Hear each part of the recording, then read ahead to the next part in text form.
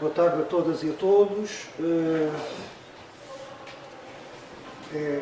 Agradeço a vossa presença, agradeço a presença do professor Rui Braga, que nos vem hoje aqui falar sobre as questões relativas à precarização do trabalho, e eu vou começar por fazer uma pequena apresentação do professor Rui Braga e depois dar imediatamente a palavra, porque nós estamos aqui hoje para o ouvir a ele, não é para me ouvirem a mim.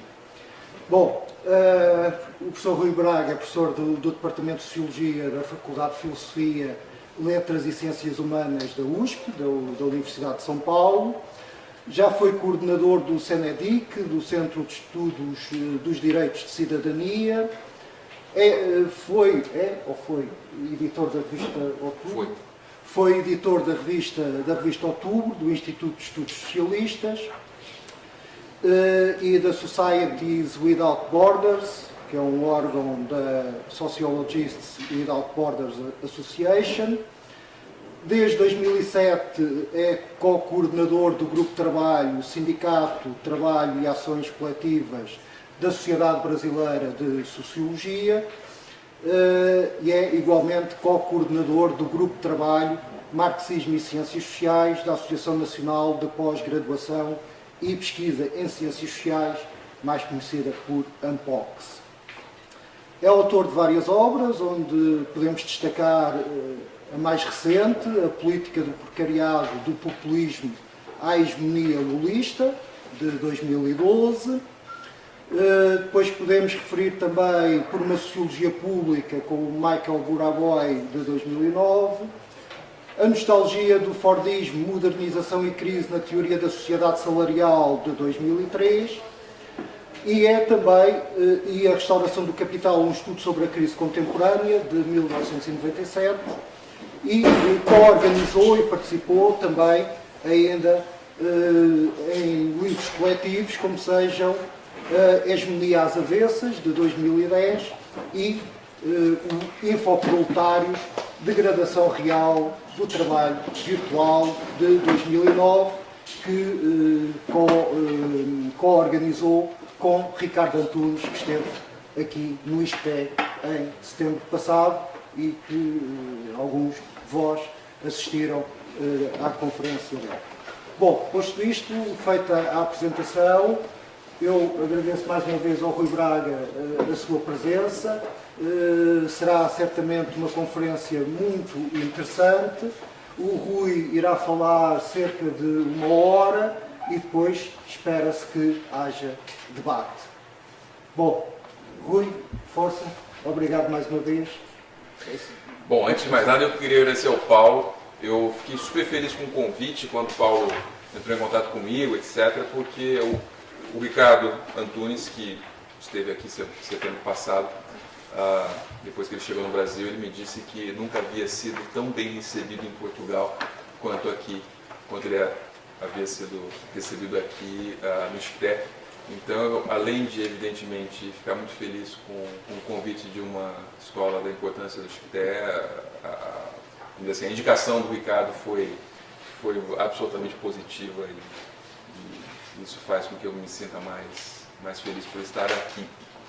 Agradecer a presença de todos, dizer que eu vou tentar, na medida do possível, falar sem mostrar muito gráficos e dados, etc., porque, a rigor, isso é muito chato, apesar do fato de que existe aquela máxima que diz que sociólogo não consegue falar absolutamente nada sem um gráfico, sem um quadro. E é verdade, a mais pura verdade, a gente se sente totalmente nu, sem um quadro, uma tabela, um gráfico, mas eu vou tentar, na medida do possível, usar pouco os slides para que a gente consiga, enfim, conversar de uma maneira menos formal, sem essa distração que são os slides, são as tabelas, gráficos, etc. Pois bem, bom, eu vou tentar, a rigor, argumentar no sentido de expor para vocês algumas das razões que eu identifico como as razões ou as causas principais para aquilo que muitos analistas no Brasil, enfim, já chamam, já há um consenso na sociedade brasileira, um consenso na universidade, um consenso na imprensa, de que de fato existe uma nova conjuntura política no país ou no Brasil hoje. E eu vou tentar invocar algumas razões pelas quais eu entendo que essa nova conjuntura política que se delineou a partir de junho de 2013, a partir de junho do ano passado, ela efetivamente ela é uma conjuntura que não pode ser compreendida, ela não é compreensível exclusivamente à luz de mudanças, de pequenas mudanças, pequenas ou grandes mudanças, enfim, na orientação política de governos, ainda que seja o governo federal ou governos estaduais, ou num estado de ânimo, enfim, político de algum setor da sociedade brasileira. E o meu argumento vai ser mais ou menos na direção de que há uma mudança muito radical, e essa mudança muito radical na conjuntura política ela não é compreensível exclusivamente pelas dinâmicas políticas, ela não é explicada pelas dinâmicas políticas exclusivamente. E isso por quê? Porque, a rigor, as interpretações que foram desenvolvidas e elaboradas, eu vou tentar invocá-las ainda aqui muito rapidamente, as interpretações que foram desenvolvidas e elaboradas pelas ciências sociais, pelos sociólogos, cientistas políticos e também pela imprensa, desde que junho do ano passado ocorreu e pegou muita gente de surpresa, só para que vocês tenham a ideia do tamanho da surpresa que foram as manifestações, enfim, as manifestações nacionais que se espalham pelo país, pelos centros grandes, médios, inclusive em pequenas cidades, com alguns relatos e assim por diante. Só para que vocês tenham ideia do tamanho da surpresa, em maio, algumas semanas, poucas semanas, 2 semanas antes de começarem os eventos de junho, em maio de 2013, a popularidade da presidenta da República, Dilma Rousseff, a popularidade pessoal medida pelo Datafolha, pelo Instituto Datafolha, era de 79%, 80% de aprovação pessoal, e em relação ao seu governo, alguma coisa em torno de 65%, que era um recorde histórico, inclusive superior ao patamar de aprovação popular que havia sido alcançado pelo governo de Lula da Silva no seu momento mais exuberante. Ou seja, isso era basicamente inédito na história brasileira, que um presidente da República... Enfim, a sociedade brasileira, como vocês sabem bastante bem, é uma sociedade de capitalismo semi-periférico, com um monte de contradições, desigualdades abissais, gigantescas, e é natural que nós vivamos e estejamos mais ou menos acostumados a explosões de crise política e turbulências, etc, etc. O que naturalmente também faz com que a aprovação de presidentes da República nunca seja algo muito favorável. Ou seja, os presidentes da República geralmente não têm aprovação. Tem alguns momentos, tem lá os seus momentos, mas a rigor, essa aprovação nunca é muito alta. E o fato de você ter 79% da opinião pública aprovando pessoalmente a Dilma Rousseff é algo muito especial, muito particular. Ou seja, é praticamente um consenso de que ela fazia um bom governo. E 2 semanas depois aconteceram, e depois eu posso resgatar aqui a dinâmica do movimento, dos acontecimentos, enfim, essa é uma dinâmica bastante conhecida, e também não é o caso de ficar aqui detalhando dia após dia, enfim, o que aconteceu na semana e depois na seguinte, etc. Eu vou fazer algumas referências mais gerais, mas o fato é que 2 semanas depois de publicada essa pesquisa pelo Instituto Datafolha, ocorre a maior rebelião popular da história brasileira.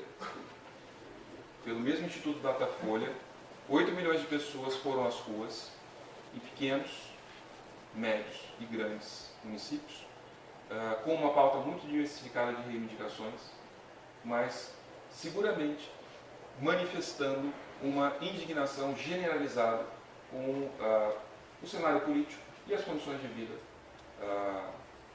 que essa massa de gente na rua estava cotidianamente submetida, ou seja, isso significa 8 milhões de pessoas indo às ruas protestar, demandar, exigir serviços públicos, principalmente do governo, dos governos, do governo federal em especial, saúde, educação, transporte público, etc, etc.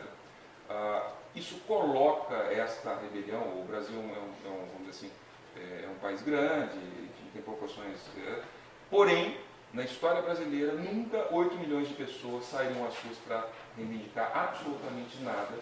O mais próximo do que a gente poderia, enfim, invocar para efeitos comparativos foi, sem dúvida nenhuma, um movimento pelas diretas já, que, segundo as estimativas dos cientistas políticos, vamos dizer assim, as estimativas mais críveis, mais razoáveis, acantonou 2 milhões de pessoas, uma campanha de alguns meses, acantonou 2 milhões de pessoas nas ruas dos grandes centros, principalmente concentrado em São Paulo e Rio,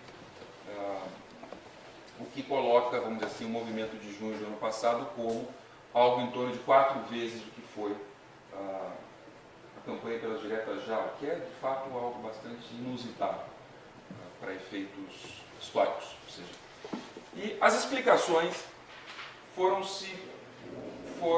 digamos assim, acompanhando os acontecimentos, os dados vieram à tona, algumas informações aqui e ali, eu vou mobilizar algumas delas, coisas que apareceram na mídia, ou seja, que não há nenhum segredo, não tem nenhum dado inédito, mas são coisas que foram publicadas principalmente pelos grandes jornais, etc, etc.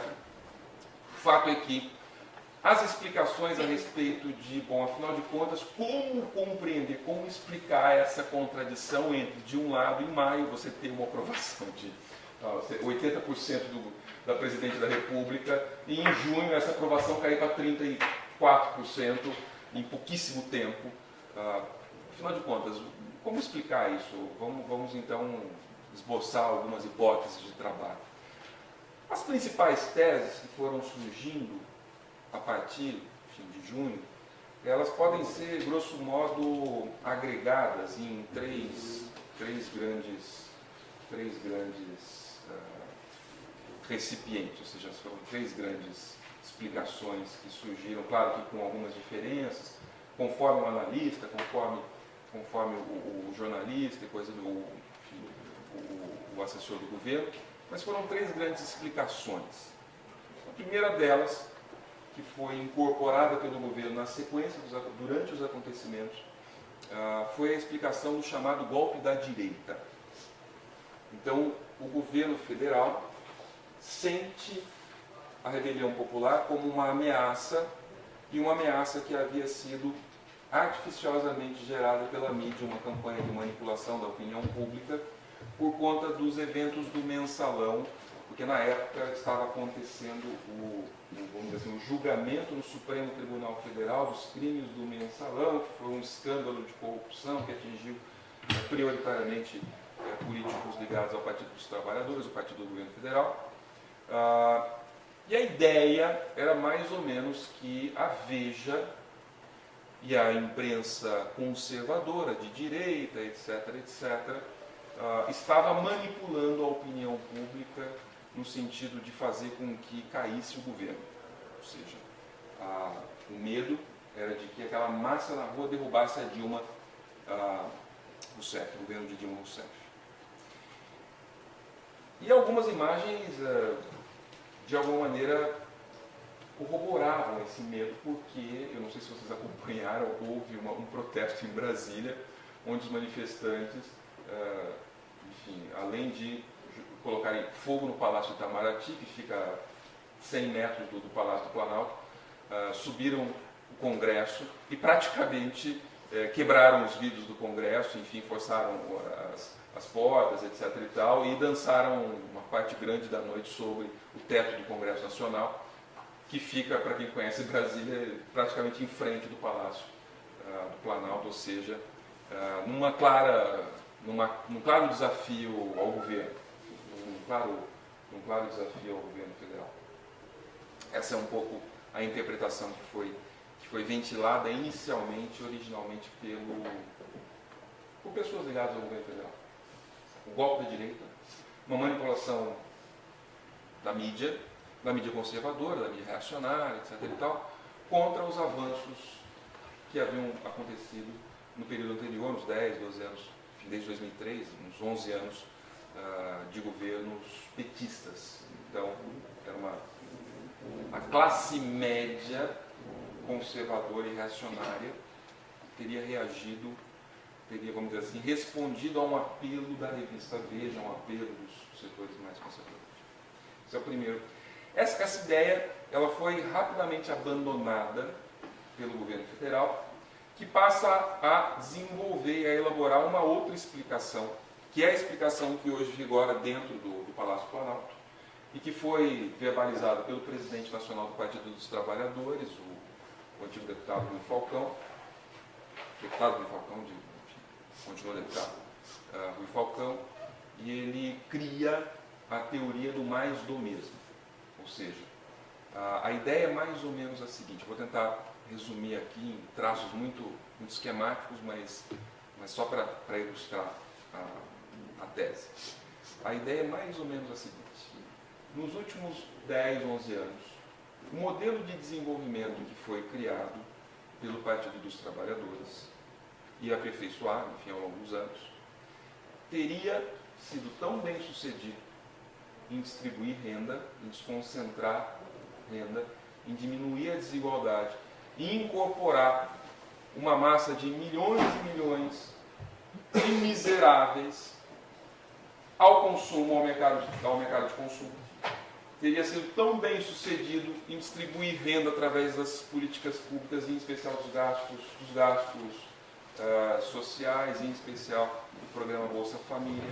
Teria sido tão bem sucedido em resgatar milhões de pessoas da miséria e colocar essas milhões de pessoas em condições razoáveis, etc. e tal, naquilo que hoje no Brasil se conhece pela expressão a nova classe média, é a chamada teoria da nova classe média, que o governo teria tirado milhões de pessoas da miséria e colocado numa condição de acesso ao consumo, ao crédito ao consumo de massas, ao consumo popular, através das políticas públicas, que a expectativa dessa massa de milhões de pessoas teria aumentado a um certo ponto, que seria, vamos dizer assim, incompatível com a qualidade dos serviços públicos que estavam sendo oferecidos pelo governo federal, que ainda seriam serviços públicos, digamos assim,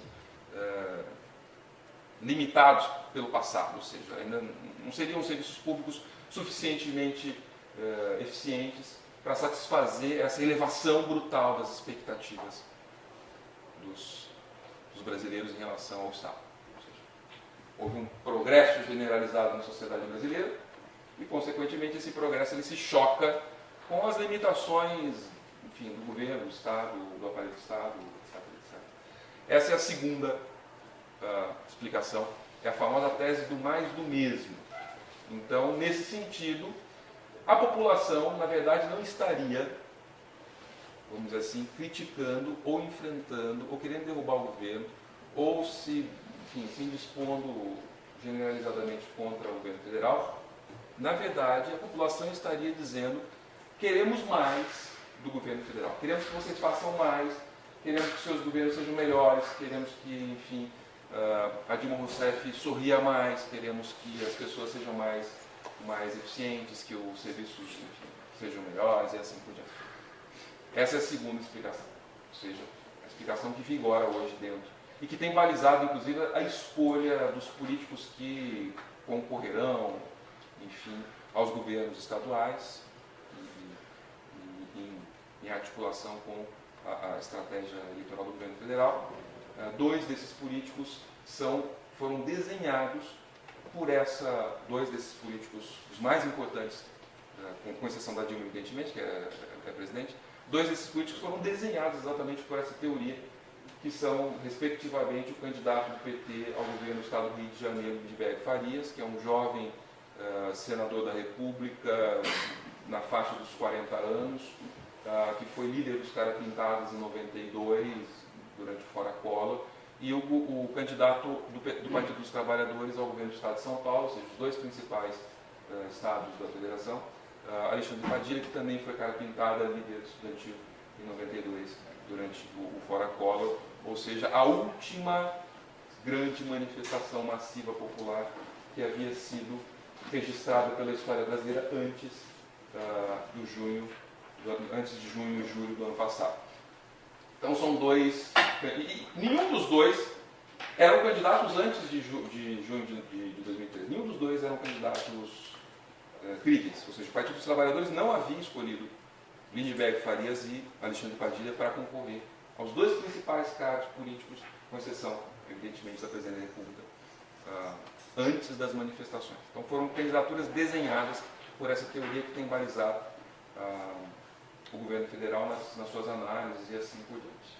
A terceira explicação, que também é uma explicação bastante influente na mídia e na universidade, na academia, tem sido sustentada por dois ou três grandes nomes da universidade brasileira, é a famosa teoria do choque da democracia, que foi desenvolvida por entre outros,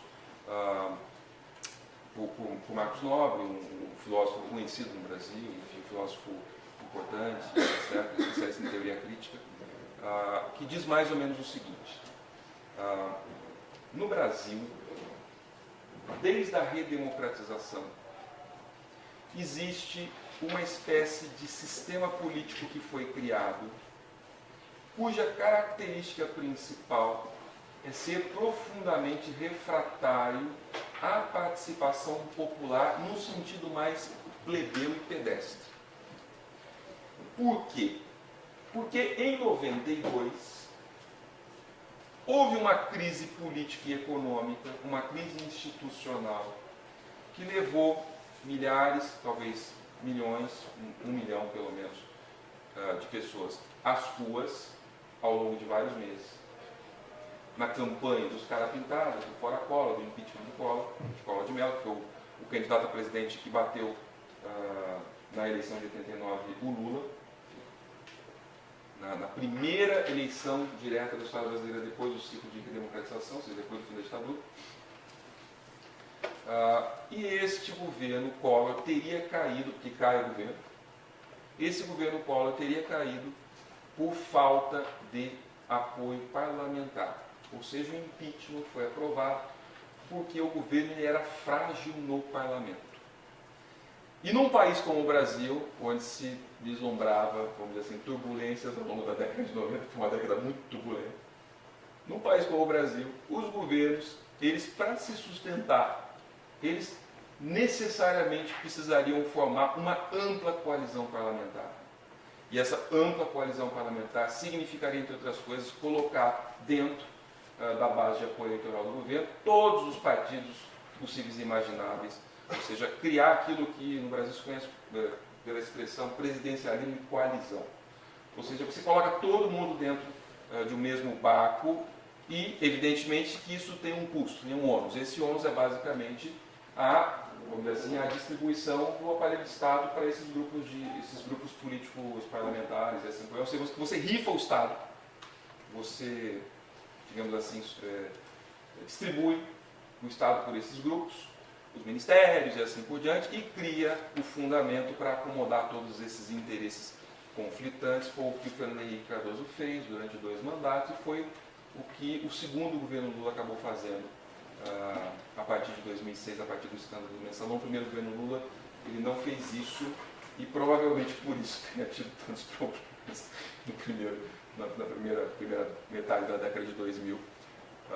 Enfim, depois a gente pode voltar a isso. Qual é o efeito? O efeito é tão simples quanto esse, quer dizer, a participação popular ela só se efetiva basicamente durante as eleições, ou seja, a democracia no Brasil significa a cada 2 anos você vai lá e vota, mas depois disso o sistema todo ele é blindado, o jogo político ele é muito pesado, não há reforma política possível, as campanhas são financiadas por intermédio de recursos, de empreiteiras, etc. e tal, milhões e milhões e milhões de reais. Só para vocês terem uma ideia de como isso é capilar e é é importante, quer dizer, faz parte do dia a dia da sociedade brasileira. O Toninho, enfim, um vereador do PSOL me disse uma vez que, com exceção dele e de um outro vereador do PT, o Nabil Bonduque, que é um vereador do PT, todos os outros vereadores, inclusive do PT, todas as outras campanhas de vereador na cidade de São Paulo, a mais barata de todas as outras campanhas tinha custado 5 milhões de reais. Quem tem 5 milhões de reais para arriscar numa campanha para vereador em São Paulo? Aliás, o que faz um vereador em São Paulo que não seja reproduzir o esquema sórdido do transporte público, as máfias das empresas de transporte público? O que faz um vereador de São Paulo que não seja reproduzir o esquema sórdido do lixo, da terceirização da coleta de lixo? O que faz um vereador de São Paulo que não seja reproduzir o esquema sórdido das grandes construtoras que têm interesses nas áreas da cidade, etc. E tal? Quer dizer, é basicamente isso que faz o vereador de São Paulo, reproduzir os esquemas do lixo, do transporte e da construção civil. Então é claro que a população se sente muito, digamos assim, afastada desse sistema político.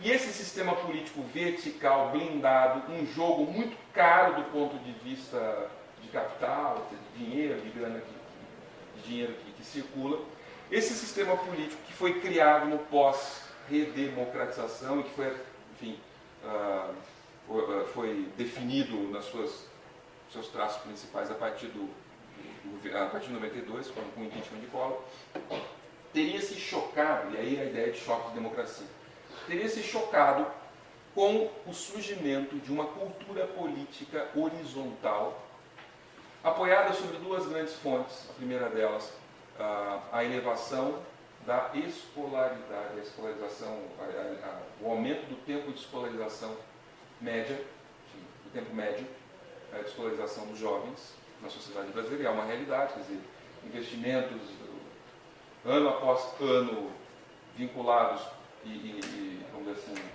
garantidos pela Constituição em educação pública, teria aumentado muito o acesso dos jovens à escolarização, quer dizer, os jovens terminam com muita frequência o ensino médio, começam a entrar nas universidades, isso aí teria criado, vamos dizer assim, um impulso, não é isso? Na direção de um aumento da escolarização, e por outro lado, o advento das mídias sociais, da internet, do Facebook, o que colocaria, inclusive, os eventos, digamos assim, do ano passado, no mesmo diapasão de outras manifestações globais que ocorreram pelo mundo afora, em grande parte organizadas espontaneamente via Facebook e assim por diante. Pois bem, haveria uma espécie de choque de uma cultura democrática horizontal com esse sistema político muito vertical, e daí redundaria nas manifestações. Pois bem, eu não tiro a verdade de nenhuma das três explicações. Cada uma dessas explicações tem um grau de verdade. Não tenha dúvida. Não tenha dúvida que existe esse choque. Não tenha dúvida que existe, vamos dizer assim, uma expectativa elevada, tendo em vista um ciclo econômico mais ou menos progressista que veio nesses últimos 10, 11, 12 anos, desde que, enfim, houve a eleição de Lula em 2002 e o governo em 2003. E existiu também uma manipulação, uma tentativa de manipulação da mídia de direita, em ódio dos eventos e coisas do gênero. Mesmo grupos de classe média que foram às ruas para protestar contra o governo, motivados pela mídia conservadora, por uma razão muito simples, porque de fato no Brasil, nos últimos 10, 11 anos, houve distribuição de renda, houve desconcentração de renda entre os que vivem do sentimento do trabalho. Essa desconcentração de renda significa que a base da pirâmide salarial, a base da pirâmide de renda, ela progride mais rapidamente do que os estratos médios e do que os estratos superiores. Isso faz com que a abissal, enfim, a enorme distância entre as classes sociais diminua um pouco e as pessoas, o povo brasileiro, passe, por exemplo, a, entre outras coisas, voar de avião, e a classe média paulistana, carioca, brasileira, odeia isso. Porque a classe média tradicional odeia, no Brasil, odeia encontrar com pobres. É tão simples quanto isso. Eles odeiam encontrar com pobres. Nos aeroportos, então, nem se diga. Então, toda a culpa dos serviços públicos, das companhias aéreas ter decaído, a culpa é das pessoas que estão, dos pobres que estão voando, que estão visitando os parentes no Nordeste, que estão tirando férias, etc. e tal, e que agora entopem os aeroportos e não nos deixam mais em paz. Ou então, os shopping centers da cidade, que agora estão abarrotados de pobres, enfim, eram tempos do consumo da classe média e agora tem um monte de gente consumindo e um monte de gente pobre, enfim, consumindo produtos de marca, etc. e tal. Isso é absolutamente inadmissível na cabeça da classe média. E é evidente que essa classe média tradicional estava muito revoltada com o governo, porque eles olham para o governo Lula, Dilma, etc. e tal, e reconhecem que é esse governo que foi o responsável por entupir os shoppings e os aeroportos de São Paulo, do Rio, enfim, de gente pobre. Enfim. Então, é claro que esse pessoal foi para a rua, e foi mesmo. Eu diria para vocês que eles foram para a rua aos milhares. Em São Paulo, seguramente um terço das manifestações era formada mais ou menos por esse perfil, segundo os dados do Datafolha, eram formados mais ou menos por esse perfil de gente. E isso é verdadeiro. No entanto, e esse é o meu argumento, essas três explicações, elas são insuficientes para vamos dizer assim, para compreender, para iluminar duas questões-chave. A primeira delas diz respeito a dois pontos: escala do que aconteceu no Brasil.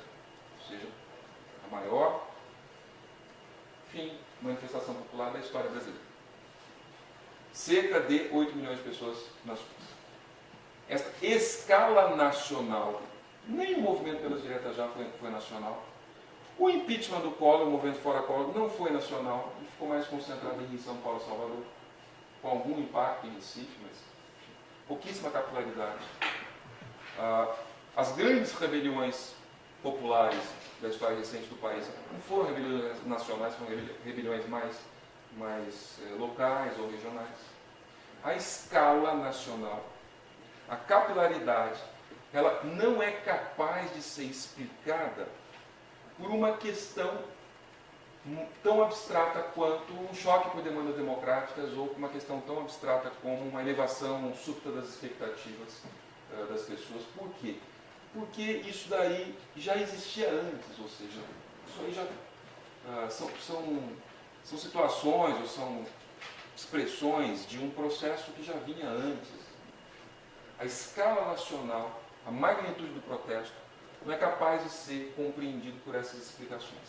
E dois, o detonador. Ou seja, o que faz com que subitamente milhões de pessoas vão às ruas. O detonador, o elemento que detona. As pessoas precisam sentir muito profundamente, isso faz parte da psicologia das massas, elas precisam sentir muito profundamente um estado de inquietação que transborde, subitamente se transforma em indignação, que as leve às ruas. Isso não pode ser explicado por elementos mais abstratos, como elevação de expectativas de consumo ou, eventualmente, demandas democráticas, que, diga-se de passagem, já eram muito conhecidas desde sempre. Quer dizer, algo detonou, algo serviu como gatilho. E para compreender isso, ou seja, para tentar explicar essas duas questões, de um lado a magnitude e de outro lado o gatilho, a gente precisa olhar não exclusivamente para a esfera política, a gente tem que olhar para uma dimensão mais capilar, subterrânea e profunda do modelo de desenvolvimento brasileiro, tal como ele se estrutura a partir de 2003. Nós precisamos olhar para a estrutura social, para a estrutura de classes, para a transformação da estrutura de classes, para os mecanismos relativos ou relacionados aí, por exemplo, entre outras coisas, a estrutura de emprego, o mercado de trabalho, as condições de trabalho, etc., etc., etc., para tentar compreender a escala que isso acontece no país todo. Isso tem criado uma inquietação social muito forte, e essa inquietação social, ela tem transbordado aqui e ali, depois eu posso dar alguns exemplos disso. E, por outro lado, uma outra dimensão, que é uma dimensão subterrânea, que não é capaz de ser compreendida pelo jogo político tradicional, pelas forças políticas, pelos partidos, etc. Que você tem que olhar para uma outra direção, que é o problema, 2 pontos, da violência policial no Brasil. Nos últimos 20 anos, 10 anos seguramente, a violência policial no Brasil se transformou, a violência policial militarizada se transformou num elemento de regulação do conflito social nas periferias dos grandes centros urbanos no país. E este elemento foi chave para que a gente compreenda vamos dizer assim, o trigger, o detonador, o gatilho das manifestações. Então eu vou tentar me concentrar muito rapidamente nesses 2 aspectos. Primeiro deles, estrutura social, etc, etc. Eu diria para vocês, para dar alguns dados, só para que a gente possa, vamos dizer assim, ilustrar o argumento. O Brasil, na última década, se especializou em criar empregos formais, e é verdade. Nós estamos num pico histórico, enfim, nós estamos numa baixa histórica em termos de informalidade, um pico histórico de formalização. É real isso. Nos últimos 10, entre 2003 e 2010, a economia, a estrutura social brasileira criou 2,1 milhões de empregos todo santo ano. 2 milhões de empregos formais. Todo santo ano. 2,1 milhões de empregos. O problema é que desses 2,1 milhões de empregos, 2 milhões de empregos pagam até 1,5 salário mínimo, ou seja, alguma coisa em torno de 280 euros. Então, 2 milhões de empregos, 94% do emprego que foi criado, do emprego formal que foi criado no Brasil nos últimos 10 anos, paga 280 euros. Articulado a isso, vocês vão olhar, dentre outras coisas, por exemplo, e só um detalhe, quer dizer, esse motor, diga-se de passagem, o motor da criação do emprego formal no Brasil, ele tem desacelerado, tendo em vista, evidentemente, o impacto da crise econômica internacional a partir de 2008 e 2009. Então você tem um efeito que é um efeito retardado em relação aos países da Europa do Sul, enfim, mas que é um efeito importante de desaceleração desse motor de criação de empregos formais. Isso não quer dizer que o desemprego esteja aumentando, porque apesar de haver desaceleração, existe ganho líquido de criação de emprego, é verdade. Até 2012, 2013 também os dados são mais ou menos iguais aos de 2012, até porque o crescimento foi mais ou menos o mesmo, 2,5%, 2,6% de crescimento. Você tem a criação, você tem ganho líquido de emprego, ou seja, o estoque de empregos continua absorvendo a massa que entra. No entanto, existe uma desaceleração. E essa desaceleração, ela estressa principalmente aqueles que estão entrando pela primeira vez no mercado de trabalho, ou seja, os mais jovens. Então, um outro dado importante, que foi publicado semana passada pelo IPEC, é de que os jovens no Brasil procuram emprego e encontram. 9 em 10 jovens que procuram emprego, encontram emprego. Só que no primeiro ano, 7 desses 9 jovens perdem o emprego. Ou seja, eles entram no mercado de trabalho e saem do mercado de trabalho muito rapidamente. E quando o motor da criação do emprego ele desacelera, isso faz com que aqueles que estão entrando pela primeira vez, eles se vejam em condições mais duras de entrada, vamos colocar assim. O mercado se torna um pouco mais exigente, os horários se tornam mais exigentes, o salário se torna menor, etc. Isso estressa quem está entrando no mercado de trabalho. Esse é um ponto, vamos dizer assim, que eu queria destacar. O outro ponto é a elevação da rotatividade, como eu disse para vocês. Entre os jovens, de cada 9 que conseguem emprego, 7 perdem emprego no primeiro ano. No ponto de vista agregado, quer dizer, isso aí é a regra do mercado de trabalho brasileiro. Só para vocês terem uma ideia, de 2009 para 2012, vamos dizer assim, o tempo médio de permanência no emprego cai de 18 meses, estou falando dados agregados. É claro que a força de trabalho mais velha, ela fica mais tempo no emprego do que os jovens. Então, na média, cai de 18 meses para 16,3 meses, ou seja, é uma taxa de rotatividade bastante alta do ponto de vista do mercado de trabalho, é uma taxa muito alta, quer dizer. Então as pessoas estão entrando e saindo o tempo todo do mercado de trabalho. É curioso que, ao mesmo tempo que hoje se fala em pleno emprego no Brasil, o que seria um dado super positivo, e é mesmo, enfim, é importante, tem evidente que sim, eu estou em Portugal, eu sei disso. Você tem pleno emprego no Brasil, uma taxa historicamente mais baixa em termos de desemprego, e é verdade, vamos dizer assim, os dados apontam nessa direção, quer dizer, o desemprego tem caído. Isso aqui vamos dizer assim, a taxa agregada, o desemprego. Isso aqui não são dados do IBGE, são dados do DIEESE, porque o DIEESE tem uma metodologia que ele agrega o desemprego e o subemprego. Enfim. Então a taxa, vamos dizer assim, agregada de emprego e subemprego, desemprego, por exemplo, por desalento e assim por diante, hoje está em torno de 10,5. Tem elevação em relação a 2011, e 2013 diminui um pouquinho, deve estar em torno de 10,4 de novo. É uma taxa baixa, historicamente falando. Okay? No entanto, o número de pessoas, de trabalhadores, que acionam o seguro-desemprego aumentou de uma tal maneira que o governo teve que endurecer as medidas, o governo federal, para não colapsar a Previdência, teve que endurecer as medidas de acesso ao seguro-desemprego. Como explicar que num país onde tem pleno emprego, vamos dizer assim, a demanda por seguro-desemprego seja a mais elevada da história? A explicação é tão simples quanto essa.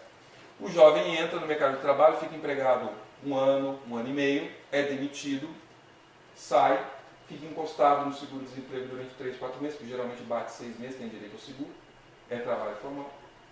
Durante esse período de 4 meses do seguro-desemprego, ele fica se tratando porque ao longo de um ano e meio ele adoece, as condições de trabalho estão ficando mais duras dentro das empresas, porque não tem ganho de produtividade na economia brasileira nos últimos 25 anos. Então, como que as empresas fazem para bater suas metas, etc. e tal? Endurecem as condições de trabalho, flexibilizam o trabalho, utilizam mais trabalho terceirizado, pagam menos e intensificam o trabalho na base da pancada, ou seja, na base da ameaça, do constrangimento, do assédio e do adoecimento. A pessoa fica 4 meses pendurada no seguro-desemprego, se tratando no SUS. Isso é muito interessante. Por quê? Porque o SUS, milhões de jovens, nos últimos 10 anos, jovens que normalmente não ficam doentes, ou ficam doentes com menos frequência, tiveram contato com o SUS, com o Sistema Único de Saúde. Por quê? Porque adoeceram no trabalho. Então tem que ser cuidado, tem que ser tratados. Estresse, lepra, DORT, tendinite, um monte de doenças ocupacionais, foram para o SUS. E viram que o SUS é um serviço que foi sendo deteriorado, foi se degradando ao longo dos anos. E foi mesmo, se degradando. Por quê? Porque o governo brasileiro decidiu aumentar ano após ano o gasto social, com o programa Bolsa Família, por exemplo, e diminuir ano após ano o gasto com saúde e educação. É tão simples quanto isso. Transfere dinheiro da saúde e da educação pública e coloca dinheiro em programas sociais de transferência de renda, como o programa Bolsa Família. Aumenta o gasto social. Enfim. E esses jovens que estão submetidos a intensas jornadas de trabalho flexíveis, em condições contratuais, em condições reais de trabalho muito precarizados, eles têm contato com o SUS e percebem que dependem do SUS. Dependem do Sistema Único de Saúde. Eles precisam ser tratados. Isso aí aumenta exponencialmente a visibilidade da saúde pública entre esses setores mais jovens. Voltando para essas questões, vamos dizer assim, de natureza mais estrutural. Né? A taxa, só para vocês terem uma ideia da importância do SUS, a taxa de acidentes, o número de acidentes de trabalho no Brasil de 2003 a 2011 duplicou. De 400 mil e as estimativas aqui, bom, existe muita subnotificação, então normalmente a estimativa é que entre a notificação e a não notificação você tem uma relação de 1,4 a 1,5 vezes. Então 400 mil vira, sei lá, 900 mil, um pouco mais do que isso. 900 mil acidentes de trabalho em 2003, você pulou para 780, quase 800 mil acidentes de trabalho em 2010, já descontados aí o número de pessoas que entraram, etc. e tal, fazendo as médias, relativizando todas as médias. Você teve um aumento, quase quase duplica o número de acidentes de trabalho. Isso é um outro, claro, indício de deterioração das condições de trabalho. A taxa de flexibilização aumentou, a taxa de terceirização aumentou, a rotatividade aumentou, todos os índices que apontam com a deterioração das condições de consumo da força de trabalho se deterioraram, vis-à-vis a uma massa de gente jovem que entrou e foi formalizada. E que percebeu, por isso que o discurso do governo não é tão absurdo. Essa massa de gente jovem percebeu que houve um progresso. Eu cansei de entrevistar gente no telemarketing, que foi a minha pesquisa dos últimos anos, é mais ou menos assim. O telemarketing, diga de passagem, é um ótimo lugar para você entender o que está acontecendo no mercado de trabalho no Brasil, que é o setor que mais cresce.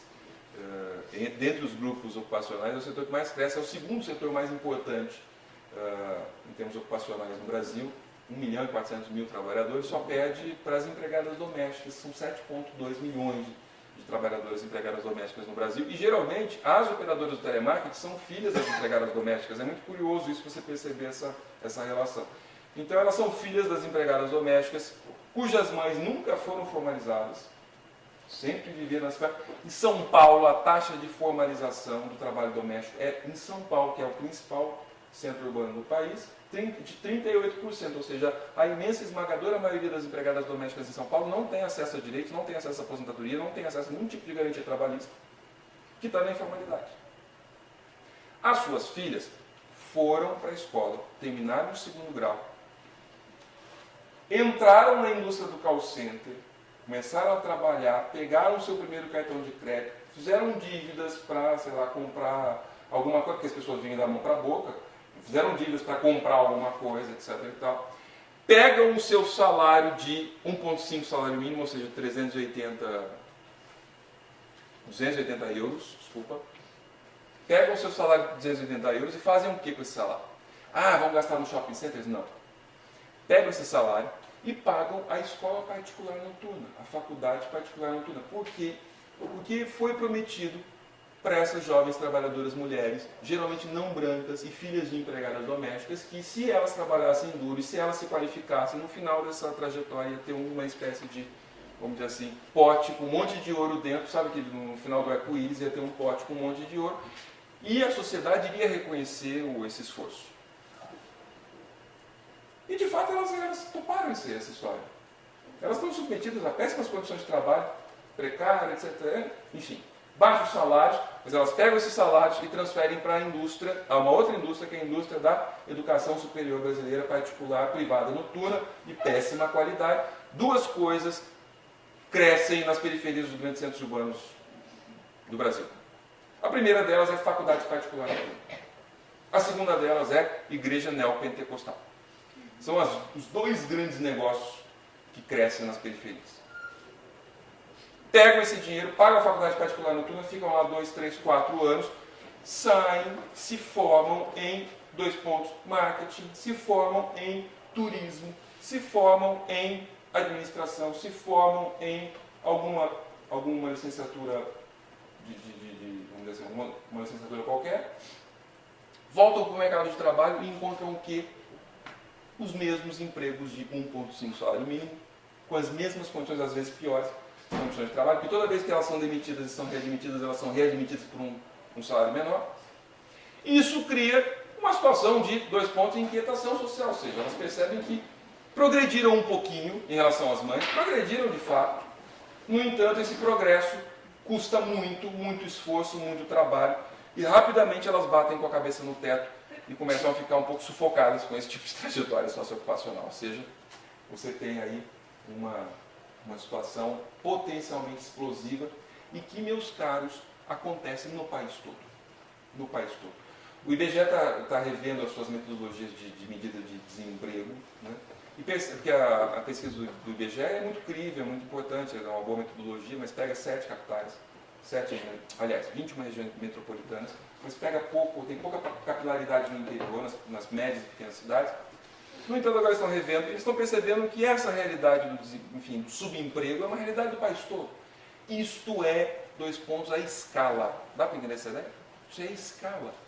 Ou seja, uma sensação de inquietação social que começa a aumentar a pressão dentro da panela. Agora, qual foi o elemento que detonou, ou seja, fez com que a panela explodisse e que transbordasse? O elemento é tão simples quanto esse: violência policial e o modo de regulação militar que as periferias dos centros urbanos estão submetidos hoje na sociedade brasileira de uma maneira geral. Só para vocês terem uma ideia de como isso enfim, eu acho que todo mundo aqui assistiu a Tropa de Elite 1, 2, o Zé Padilha e os seus militares do BOP no Rio de Janeiro, etc, etc. Na cidade de São Paulo, das 31 subprefeituras, bom, a cidade de São Paulo é uma cidade com milhões de pessoas, etc e tal, e ela é dividida em 31 subprefeituras. Das 31 subprefeituras, 28 subprefeituras têm como subprefeitos coronéis da Polícia Militar, ou na ativa ou coronéis aposentados. Ou seja, você tem uma militarização do território da cidade, uma militarização, vamos dizer assim, principalmente mais violenta nas periferias, onde qualquer briga entre vizinhos acaba com o carro da PM chegando e dando uma dura nas pessoas. Cansei de entrevistar teleoperadores que dizia: trabalho o dia inteiro, pego um ônibus, fico 2 horas, chego na minha quebrada, como eles costumam dizer, chego na minha periferia, desço do ônibus, levo uma dura da polícia. A polícia coloca todo mundo em mim que sai do ônibus, contra a parede, fazem aquelas revistas absolutamente humilhantes do ponto de vista das mulheres, principalmente. E se você vir e reclama alguma coisa, leva um tapa na cara. Quer dizer, é esse o tipo de PM que nós temos na cidade de São Paulo, Rio de Janeiro, em Salvador, em Natal, em Brasília, etc, etc. É esse tipo de PM. E aí, quando vê essa juventude submetida a essas condições, ou seja, sempre vivendo nas periferias mais longínquas, sendo deslocadas pela especulação imobiliária e financeira para as regiões mais distantes e mais distantes das cidades, essa juventude, quando vê, olha para a televisão e vê um bando de malucos, de jovens malucos do MPL, do Movimento Passe Livre, que é uma moçada estudante lá da USP, uma molecada que desde 2003 está lá apanhando da PM, etc, etc, etc. Essa molecada vai para uma manifestação na Avenida Paulista, no centro da cidade, e leva bala da Polícia Militar.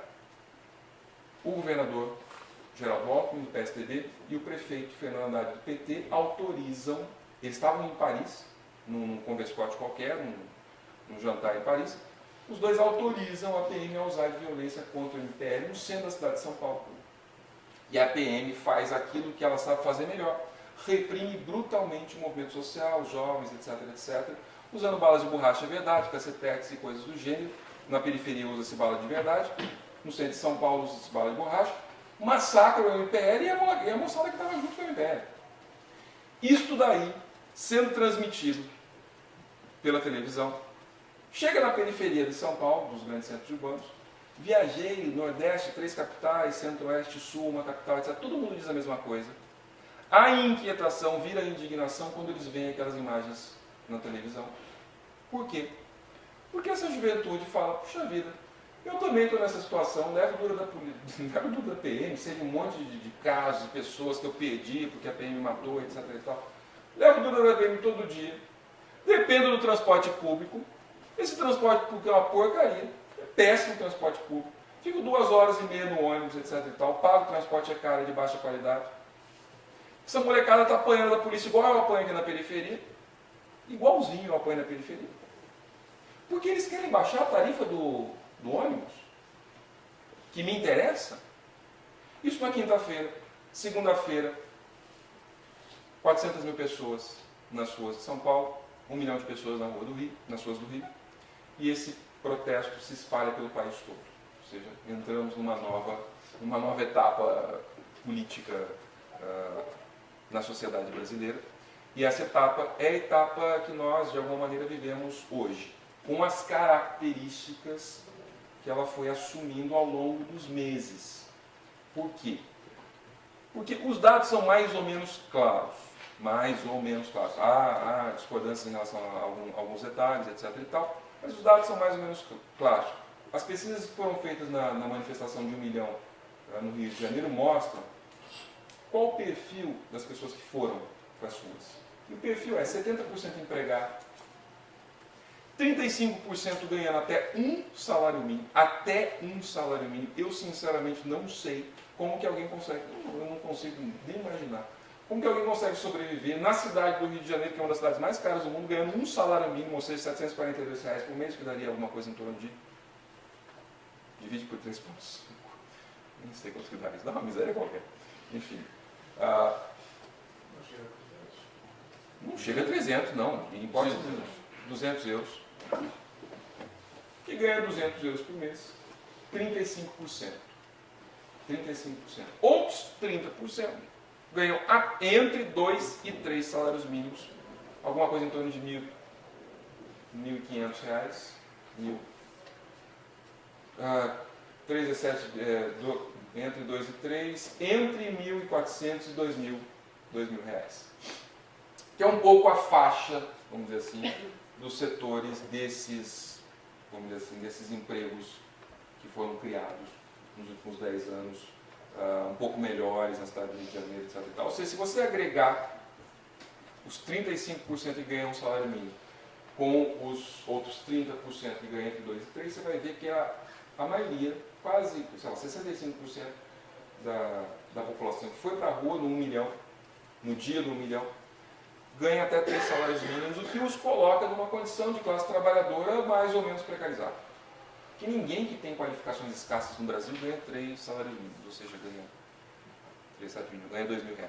O pessoal está ganhando um pouco melhor, quem tem qualificações escassas.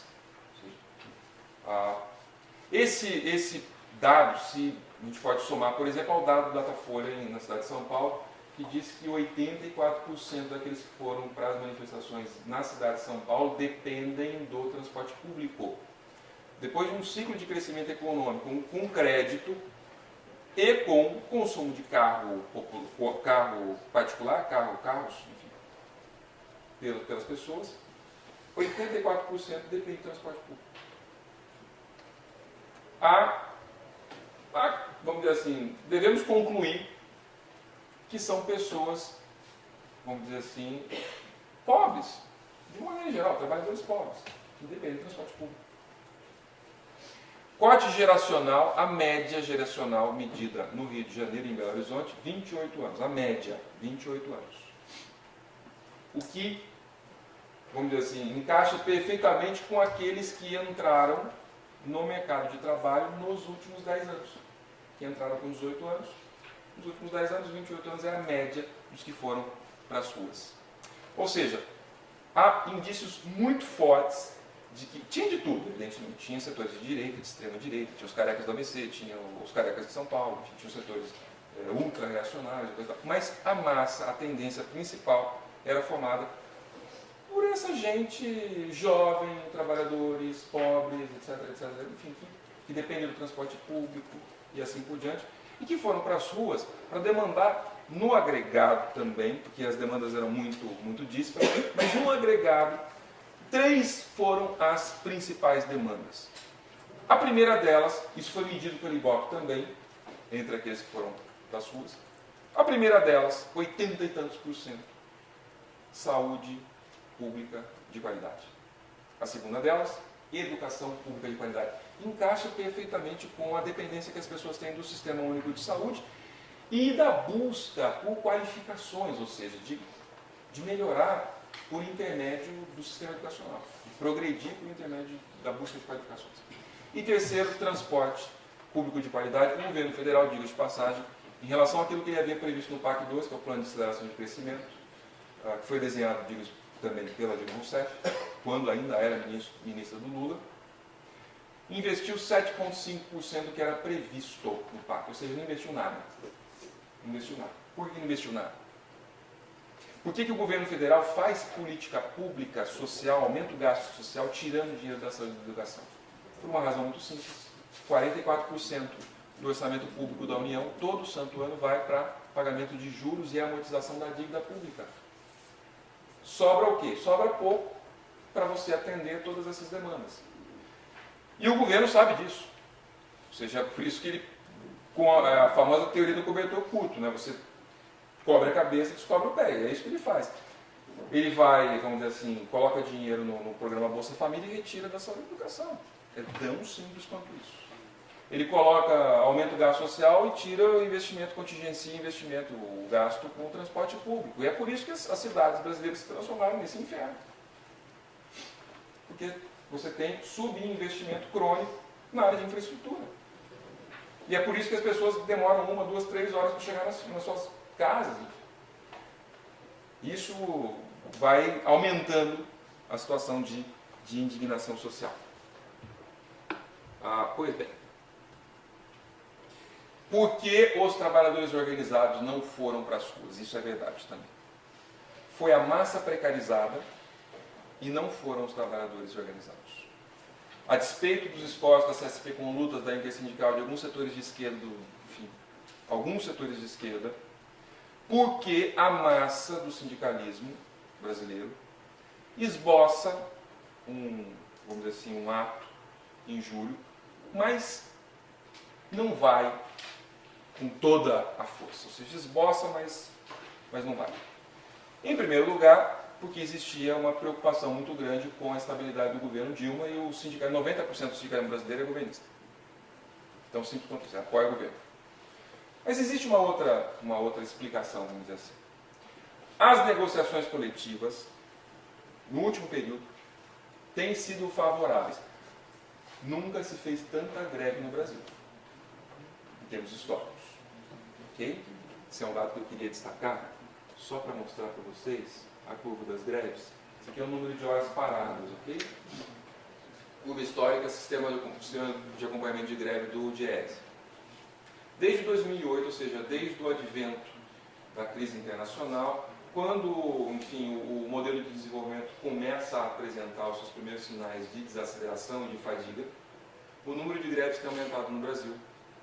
Um número de greves que hoje nos coloca num patamar inédito. Quer dizer, não é inédito se você olhar os anos de 89 e de 90. 89 foi a eleição do Collor, fim do modelo de desenvolvimento brasileiro baseado em substituição de importações, colapso do nacional desenvolvimento, um colapso, enfim, de toda uma estrutura econômica e social, crise, hiperinflação, etc. e tal, Lula versus Collor, ganha o Collor e assim por diante. 90, o Collor sequestra as poupanças dos brasileiros, o que foi uma coisa muito crítica na vida de quem tinha dinheiro no banco.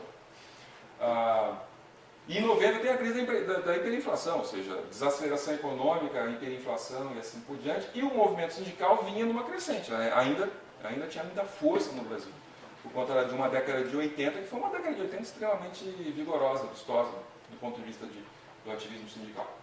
Pois bem, com exceção de 89 e 90, 2012, não 2013, 2013 é 35% de 2012, a mais.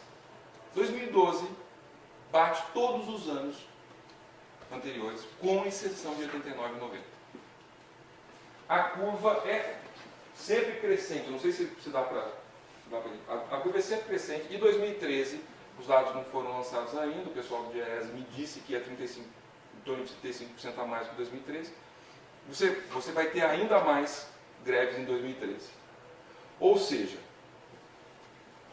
o movimento sindical brasileiro está fazendo greve como nunca. E está fazendo greve como nunca por várias razões. Duas delas muito importantes. A primeira delas é que, de fato, você tem, vamos dizer assim, péssimas condições de trabalho, mais duras, mais difíceis, etc. e tal. E eles reagem a isso, tentam negociar, não dá, as empresas não negociam, fazem greve, as greves têm sido bem sucedidas e os salários estão relativamente baixos, eles fazem greve e aumentam o salário. Então, são greves muito clássicas, não tem nenhuma novidade aí. O que acontece? Não sei se vocês conseguem... A partir de 2008, com a aceleração do número de greves, os ganhos reais acima da inflação que acontecem são favoráveis ao ponto de 2012 você ter 94,6% de ganho médio real em relação à inflação dos setores organizados, sindicalmente organizados. Não foram os setores que foram para as ruas em junho e julho. Não foram esses setores. Percebe? Esses setores estão fazendo muita greve. Então, vamos dizer assim, obtendo ganhos. Estão ganhando. Então, vamos dizer assim, as greves compensam, estão compensando. Até o momento eles estão sendo bem sucedidos. Isso não quer dizer que tudo seja bem, nada disso. As condições são duras, as condições de trabalho, enfim. Se faz greve no Brasil por coisas que a gente nem pode imaginar. Quer dizer, eu posso mostrar para vocês aqui os dados. Por que se faz greve na indústria brasileira? PLR, participação de lucros e resultados, é uma demanda clássica da indústria, é muito típica, mas depois a alimentação, se faz greve por reajuste do ticket de alimentação. Quer dizer, as pessoas precisam comer, ou seja, enfim. Se faz greve por reajuste salarial, que é outra coisa clássica, assistência médica é um outro elemento, quer dizer, aumenta o número de acidentes, aumenta o número de adoecimentos, aumenta as condições degradantes, aumenta a demanda por assistência médica, quer dizer, o sistema de saúde não dá conta. Atraso do salário, quer dizer, se faz greve no Brasil para que se pague salários. Abono salarial, depósito do FGTS, que é lei, o patrão desconta do salário do trabalhador e tem que depositar numa conta da Caixa Econômica Federal. O que faz o patrão? Pega esse dinheiro, fica para ele e não deposita na conta da Caixa Econômica Federal, ou seja, se faz greve para depositar fundo de garantia no Brasil. No setor de serviços é pior. No setor de serviços, que é, vamos dizer assim, um grande número de empregos que foi criado nos últimos 10 anos, é muito pior. Se faz greve pelo quê? Por alimentação, em primeiro lugar. O pessoal está com fome, precisa comer. Ou seja, tem que ter ticket de alimentação. 2, reajuste salarial, demanda clássica. Depois, atraso de salário é a terceira razão. Quarta razão, assistência médica, o pessoal está adoecendo. Quinta razão, transporte. A massa precarizada. Os setores mais organizados, geralmente eles estão na indústria, e esses setores, o setor de serviço principalmente, menos organizados sindicalmente, eles dependem basicamente de transporte. Isso aí ajuda a explicar o porquê que as pessoas, vamos dizer assim, exigem transporte público de qualidade. Condições de trabalho PLR, o último. Eu quero dizer com isso? Eu quero dizer uma coisa bastante simples. Para que a gente entenda a dinâmica do que aconteceu o ano passado no Brasil, e para que a gente entenda, diga-se de passagem, a aproximação do ritmo da sociedade brasileira, da crise, da economia, da política, dos ritmos, por exemplo, do sul da Europa, para que a gente consiga entender essas convergências que passam, de fato, a acontecer, vamos dizer assim, a partir de um certo momento, a gente tem que olhar também para o chamado modo de regulação, ou seja, dos conflitos, política, etc., etc., mas tem que entender que existe um atrito, uma relação de conflito, eu diria, às vezes até, de uma contradição entre a maneira como o regime de acumulação no Brasil nos últimos 10 anos se desenvolveu, mercado de trabalho, condições de trabalho, estrutura, inclusive estrutura de renda, conflitos trabalhistas e assim por diante, e o modo de regulação, a vida política, o sistema político, que passa a atritar cada vez mais e a não dar conta de absorver esses conflitos que vêm da base. É muito curioso que, segundo os dados do Datafolha, aqueles setores pauperizados que moram nos grotões da miséria, enfim, que dependem fundamentalmente do Bolsa Família, esses setores não abandonaram o governo. Enfim, é um percentual grande, são 16 milhões de famílias que vivem do Bolsa Família. Isso significa alguma coisa em torno de 16 vezes 4, dá, sei lá, quase 60 milhões de pessoas, um pouco menos, que direta ou indiretamente vivem do Bolsa Família. Esses setores, segundo as pesquisas de opinião, não abandonaram o governo. Continuaram manifestando e hipotecando apoio a Dilma Rousseff. Quem abandonou momentaneamente o governo federal? Isso está em aberto no jogo político. Quem abandonou foram aqueles setores que não dependem do Bolsa Família e que estão submetidos a essas condições de trabalho, a essas condições, vamos dizer assim, de vida, um modo de vida precário, tanto do ponto de vista do mercado de trabalho quanto do ponto de vista da cidade, ou seja, da privatização dos espaços públicos, da vida infernal que é nas periferias e assim por diante, esse modo de vida horrível que a sociedade brasileira foi. E não são miseráveis, são trabalhadores pobres, ou seja, ganham pouco, trabalhando em condições ruins e precárias de trabalho. Então, para que a gente entenda o que aconteceu, a gente precisa entender esses conflitos, essa contradição, e não simplesmente o que é importante levar em consideração, como eu disse para vocês, não tiro o mérito das teses procuradas. Todas elas têm um grão de verdade, mas a gente precisa olhar para essa relação com mais carinho. Caso contrário, a gente vai acabar tendo uma visão muito parcial do que aconteceu, do que acontece no país a partir de meados do ano passado. Bom, para começo de conversa é isso. Desculpa, eu extrapolei o tempo, enfim. Obrigado.